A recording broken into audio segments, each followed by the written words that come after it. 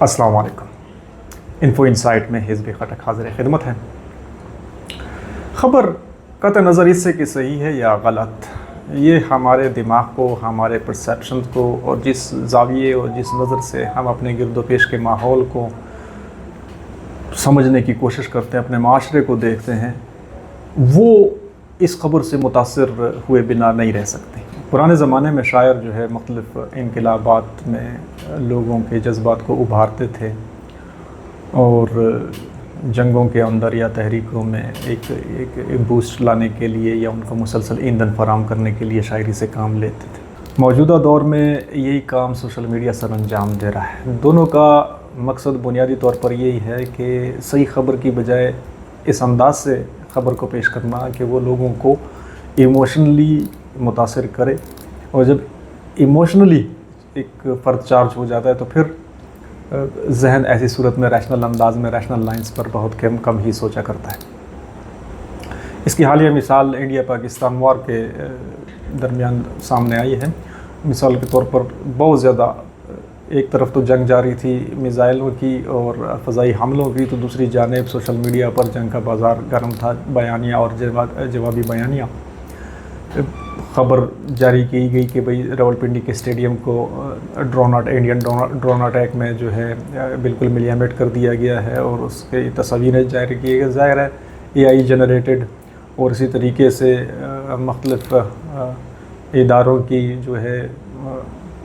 Deep fake के ज़रिए और AI जनरेटेड वीडियो और डबिंग के ज़रिए वीडियोस दूसरे बाकायदा अथॉरिटी फिगर से ये कहलवाने की कोशिश की गई कि भाई जो है इतने जहाज़ पाकिस्तान के तबाह हुए या इतना लॉस हुआ वगैरह वगैरह। और दूसरी तरफ जो इंडिपेंडेंट इसकी वेरिफिकेशन के लिए जो फैक्ट चेकिंग के इदारे हैं, ऑर्गेनाइजेशन हैं, कम्युनिटीज़ हैं, कोशिश की उन्होंने अपने हतुल मकदूर, लेकिन फ़ेक न्यूज़ की जनरेशन, फ़ेक न्यूज़ का जो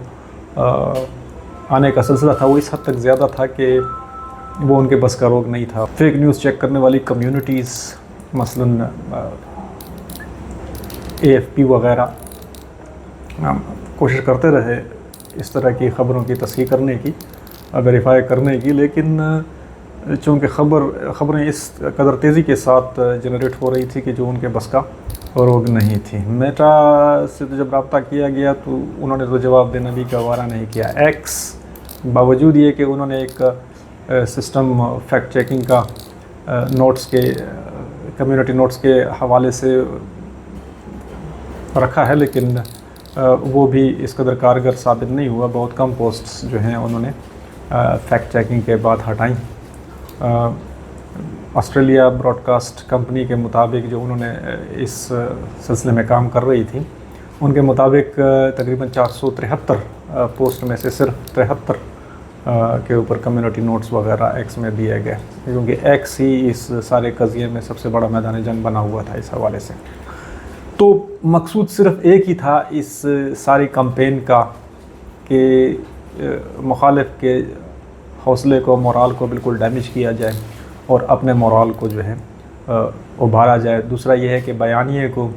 इस तरीके से पेश किया जाए कि जो कौम को कुर्बानी के लिए तैयार करे और ज़्यादा से ज़्यादा हुब्बुल वतनी की, वतन परस्ती के हद से ज़्यादा जज्बात उनमें बेदार करे। अब ज़ाहिर है कि रह जाता है कि इस तरह की मुनज़्ज़म ख़ासकर सोशल मीडिया की जो कोई कैंपेन चलती है तो इस कदर मुनज़्ज़म कैंपेन के आगे जैसे फैक्ट चेकर्स ऑर्गेनाइजेशन कम्युनिटीज़ हो गई या दूसरे ज़राए हो गए, बहुत कम कारगर साबित होते हैं। ऐसी सूरत में एक फ़र्द की अपनी इनफरादी तरबियत, अपनी ट्रेनिंग ज़्यादा तौर पर ज़्यादा मौसर अंदाज में काम आ सकती हैं। तो इसी सिलसिले में हम कोशिश करेंगे कि समझे कि ये जो एक शैतानी चक्कर चल रहे थे, किसी भी गलत मकासद या बयानिया को तक़वियत देने के लिए जो कैंपेन स्टार्ट की जाती है, वो चक्कर दरअसल वो लाइफ साइकिल होता क्या है। सोशल मीडिया के ज़रिए مینیپولیشن کا جو یہ لائف سائیکل ہے یہ تقریباً 4 فیزز پر مشتمل ہوتا ہے، جس میں سب سے پہلے ہے پلاننگ، پھر ہے سیڈنگ، پھر ہے رسپانسز، پھر ہے ایڈجسٹمنٹس، اور اس کے بعد دوبارہ پلاننگ۔ تو پلاننگ کے فیز میں مختلف قسم کے پلیٹ فارمز چنے جاتے ہیں، مقاصد کا تعین کیا جاتا ہے، ایکس، فیس بک، واٹس ایپ وغیرہ وغیرہ۔ سیڈنگ کے مرحلے میں باقاعدہ ان پوسٹ کو شیئر کرنا شروع کر دیا جاتا ہے، اور اس کے علاوہ پیڈ کنٹینٹ کے ذریعے، بوٹس کے ذریعے، اور مختلف جو ان کے انٹرسٹ گروپس ہوتے ہیں ان میں شیئر کرنا شروع کر دیا جاتا ہے۔ رسپانسز کے فیز میں دیکھا جاتا ہے کامنٹس کو، لوگوں کے جذبات کو، اور وہ ساری ایفرٹس کو جو اس کو چیز کو غلط ثابت کرنے کے لیے یا ان کے اگینسٹ کوئی دوسری مہم سامنے آ رہی ہے تو اس کو اسٹڈی کیا جاتا ہے۔ پھر اسی کے مطابق اس میں ضروری ایڈجسٹمنٹ کی جاتی ہے کہ اسٹریٹجی کو تبدیل کیا جاتا ہے، new hash tags, strategy change, نئے پلیٹ فارم، نئی اسٹریٹجی، اور کے لیے دوبارہ ایڈجسٹمنٹ کر کے پھر سے یہ پلاننگ ایک سرکل شروع ہو جاتا ہے دوبارہ۔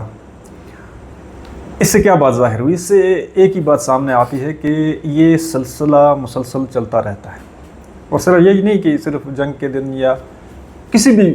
قسم کے پروپیگنڈے کو جو ایموشنلی متاثر کر کے کچھ مخصوص قسم، وہ سیلنگ بھی ہو سکتی ہے، وہ ایڈورٹیزمنٹ بھی ہو سکتی ہے۔ اچھا، یہ سائیکل چونکہ ایک مسلسل اور متواتر طور پر چلتا رہتا ہے، تو اس کے لیے باقاعدہ یا تو ایک یہ ہے کہ آرگنائزڈ ایفرٹس کی ضرورت ہو کہ وہ اس کے اثرات کو کم سے کم کرنے کی کوشش کرے، یا پھر یہ ہے کہ فرد کی اپنی تربیت کریٹیکل تھنکنگ کی اور ویریفیکیشن کی اور ان ہتھ کنڈوں کو سمجھنے کی حاصل ہو۔ تو صرف ایسی صورت میں ہی جو ہے صحیح خبر تک، صحیح موٹیوز تک، اور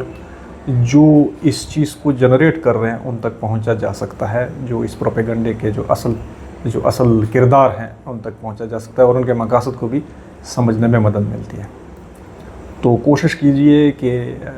معلومات حاصل کریں، خبر کو سنیں، خبر وصول کریں، لیکن استعمال ہونے کے لیے نہیں، بلکہ حالات کو ان کے صحیح خد و خال میں دیکھنے کے لیے۔